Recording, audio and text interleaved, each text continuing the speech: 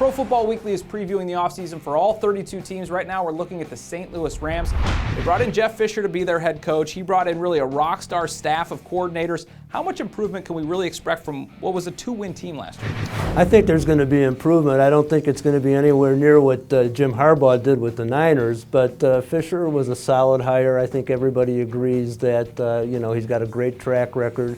He's going to make them a lot more physical, and they're going to play with an edge. And his staff really is well regarded, especially Greg Williams, who worked with him in Tennessee. I think he's going to fix up that defense and make it very aggressive. They really need to make more plays on defense. I think Greg Williams is a good hire there. We'll see about Brian Schottenheimer, but all in all, I see improvement, but not to the level of Harbaugh. The coaching now in the NFC West getting better and better. Pete Carroll, Jim Harbaugh, and now Jeff Fisher there as well. You mentioned Brian Schottenheimer. He's the new offensive coordinator. It's the third offensive coordinator in 3 years now for Sam Bradford.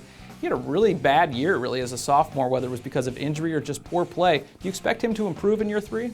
I do, and I think the big reason will be that he'll have a quarterback coach yet to be named, but they've said that they're going to do that, and I think that's a real key for him because he just didn't really seem to be in sync with Josh McDaniels ever. So that plus better health, I think, will make a difference for Bradford, who is really good as a rookie. Yeah, he was so good as a rookie, the sophomore slump. We'll see if he can pick it up in his third year.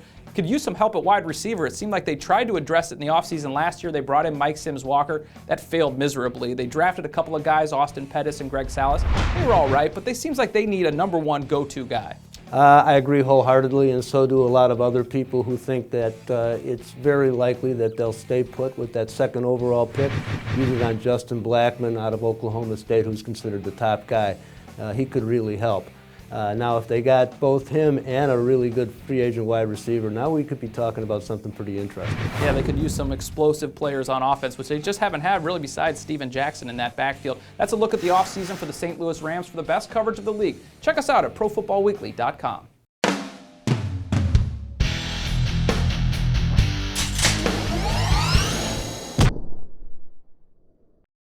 It's never too early to start thinking about the NFL Draft, and Pro Football Weekly's new draft database has you covered.